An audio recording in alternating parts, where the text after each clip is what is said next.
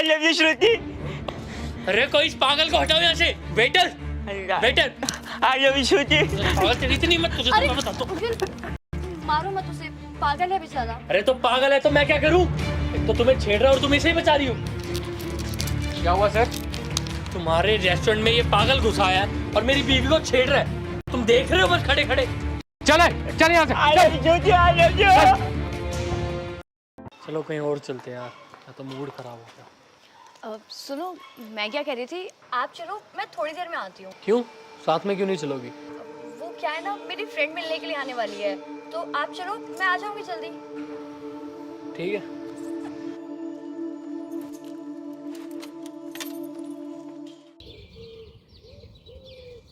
सुन, जरा मेरे जूते साफ कर देना। अरे प्रीति, तू? करण, कैसे हो? बैठी रह, क्योंकि तू ना बिल्कुल सही जगह पे बैठी है। तुझ जैसी गरीब लड़की की औकात ना यही है, हम जैसे अमीर लोगों के पैर के नीचे। करण, ये तुम क्या बोल रहे हो? हम तो दोस्त है ना। दोस्त है नहीं, दोस्त थे, जब तक मुझे ये नहीं पता था कि तेरी औकात इतनी गिरी हुई है। अब तो हमारे ग्रुप के जितने और भी सारे दोस्त हैं ना, सबको जाके यही बताऊंगा कि तू पढ़ाई में तो अच्छी है लेकिन औकात में नहीं। करण, ये मेरा नहीं, मेरे भैया का काम है और बहुत दिनों से उनकी तबीयत खराब है, इसीलिए मैं काम करने आ रही हूँ यहाँ पे। So what? So what मतलब? अरे ये हमारा काम है, इससे हमारा घर चलता है, मैं पढ़ाई करती हूँ, इससे मेरा पेट भरता है। भैया ये काम दिन रात इसीलिए करते हैं ताकि अच्छे से मुझे पढ़ा लिखा के IAS ऑफिसर बना सके। हो बस, जब तक मुझे पता नहीं था ना कि तेरी औकात ये है, तब तक मैं भी यही सोचता था शायद तू IAS ऑफिसर बन जाएगी, लेकिन अब नो वेस्ट। क्यों फालतू का टाइम वेस्ट कर रही है ये UPSC करने में? अच्छा भला काम कर रही है तो यही करना। जूते साफ कर, मेरे जूते साफ।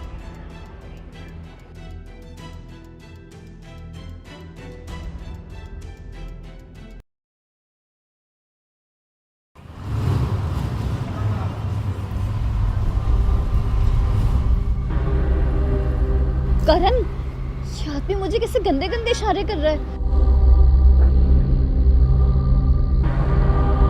देखो तो सही, कभी मेरे चेस्ट की तरफ और कभी मेरे कमर की तरफ इशारे कर रहा है ये। इसकी तो मैं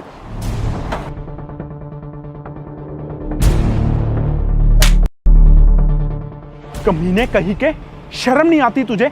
मेरी बीवी को देख के ऐसे गंदे गंदे इशारे कर रहा है। अबे तेरे घर में माँ बहन नहीं है क्या जो दूसरों की लड़कियों को ऐसे छेड़ता है? माँ बहन होती इसके घर पे तो मुझे ऐसे गंदे इशारे कर रहा होता भी ये।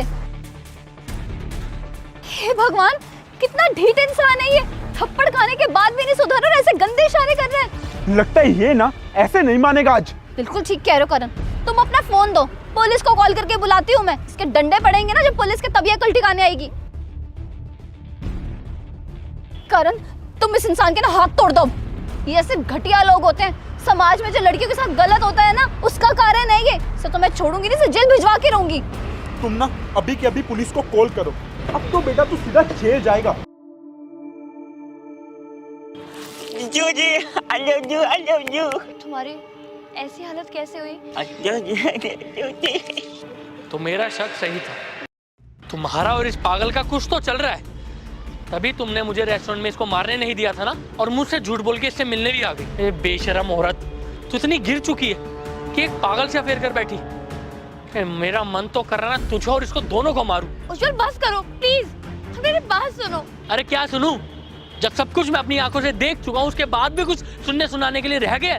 उज्जवल ये पागल नहीं है, ये मेरा एक्स है। क्या एक्स? हाँ, और मैं भी इसे ब्रेकअप के बाद पहली बार देख रही हूँ इस हालत में। ये पहले हमारी तरह नॉर्मली हुआ करता था।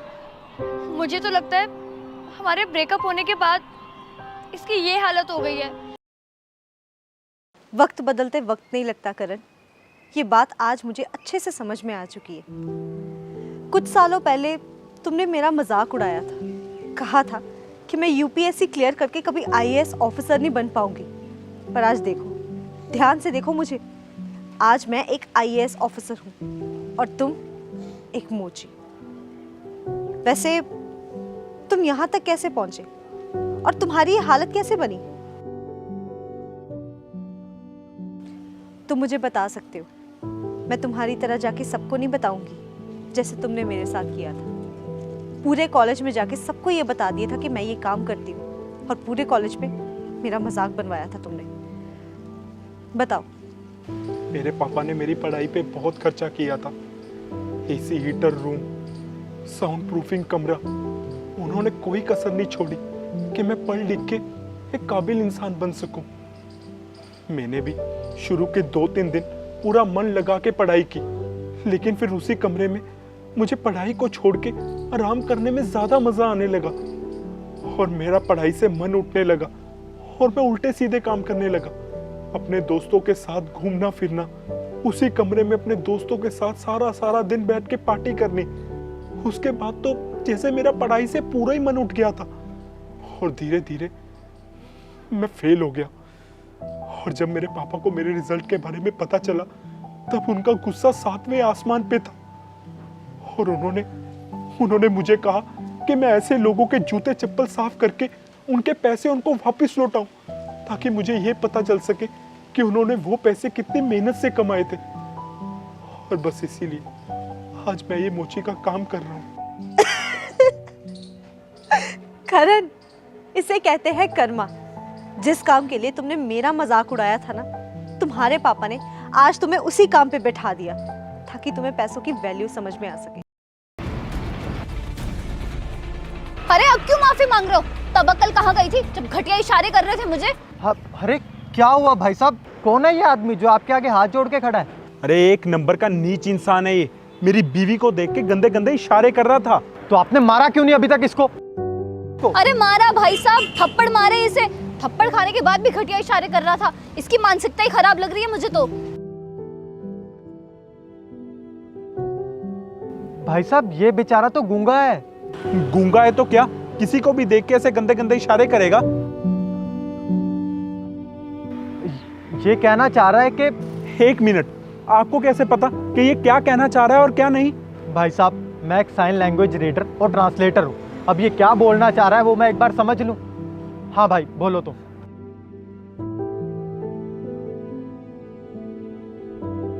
अरे भाई साहब ये कह रहा है कि आपकी बीवी का दुपट्टा आपके बाइक के टायर में फंसने वाला था, जिसकी वजह से आप दोनों का एक्सीडेंट भी हो सकता था।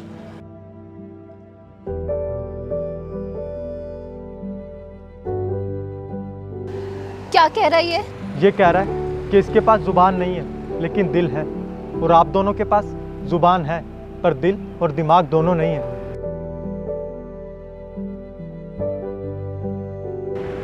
ये कह रहा है कि माना कि इसके इशारे तुम्हें समझ में नहीं आए, लेकिन बिना सोचे समझे किसी को जलील करना ठीक है? अरे तुम लोगों ने उसको 2-3 थप्पड़ भी मारे, वो थप्पड़ मारने का हक तुम्हें किसने दिया? अगर तुम्हें उसके इशारे ठीक नहीं लग रहे थे तो तुम पुलिस को भी तो बुला सकते थे। वो ठीक है या गलत, ये फैसला करने का हक तुम्हें किसने दिया? तो तुमने इसको छोड़ा क्यों? तुमसे शादी करने के लिए। क्या? मैं क्या करती उज्जवल, घर वालों की तरफ से मुझ पर शादी का प्रेशर था और ये कोई काम वगैरह भी नहीं करता था, इसलिए मुझे इसको छोड़कर तुमसे शादी करनी पड़ी। लेकिन ये तो गलत है ना।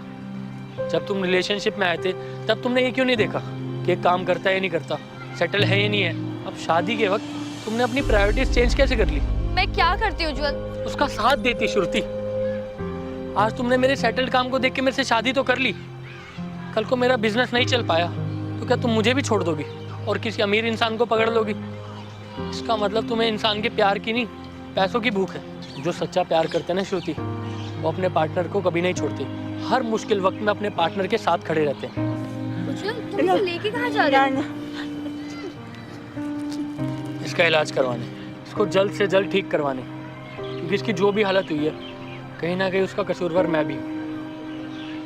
मैं चाहता हूँ जल्दी से जल्दी ठीक हो और दोबारा अपनी नॉर्मल लाइफ चाहिए। राजू जी,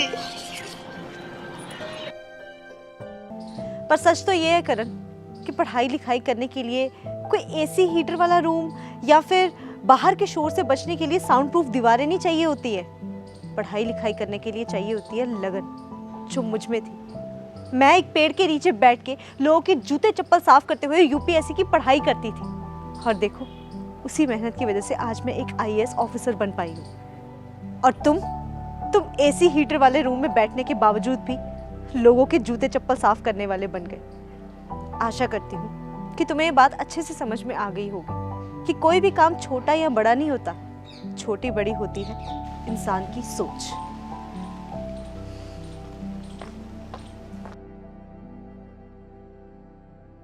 मुझे लगता है तुम दोनों को उससे माफी मांगनी चाहिए। माफी? हम क्यों माफी मांगे? अरे माना ये गूंगा था, हमें थोड़ी पता था ये। हाँ बिल्कुल सही कहा, हम कोई इससे माफी नहीं मांगने वाले हैं। बड़े बेकार लोग हो यार तुम लोग तो। एक तो उसने इशारा करके तुम दोनों की जान बचाई और तुमने उसको मारा। तुम्हें उससे माफी मांगनी होगी, वरना। एक्सक्यूज मी, क्या कहना चाहते हो तुम? मेरा भाई पुलिस में है, बिना सोचे समझे किसी के ऊपर हाथ उठाने और एक फिजिकली डिसेबल पर्सन के साथ मारपीट करने के जुर्म में मैं तुम दोनों को अंदर भी करवा सकता हूँ। उसने तुम्हें गंदे इशारे किए तो तुम्हारी इज्जत खराब हो गई, और जो तुमने उसको जलील किया, उसको मारा, उसका क्या? चलो अब उसके पाँव में पड़ के माफी मांगो। पर मुझे परवर कुछ नहीं सुनना है, चलो माफी मांगो। देखा उसने कितनी आसानी से तुम लोगों को माफ कर दिया और कितनी आसानी से तुम लोगों को जाने दे रहा है। अरे अगर उसके इशारे तुम्हें गंदे लगे भी होंगे पर उसका दिल बिल्कुल साफ है। वैसे ही तुम दोनों भी अपना दिल और दिमाग दोनों साफ कर लो और किसी को भी इतना जल्दी जज मत करो।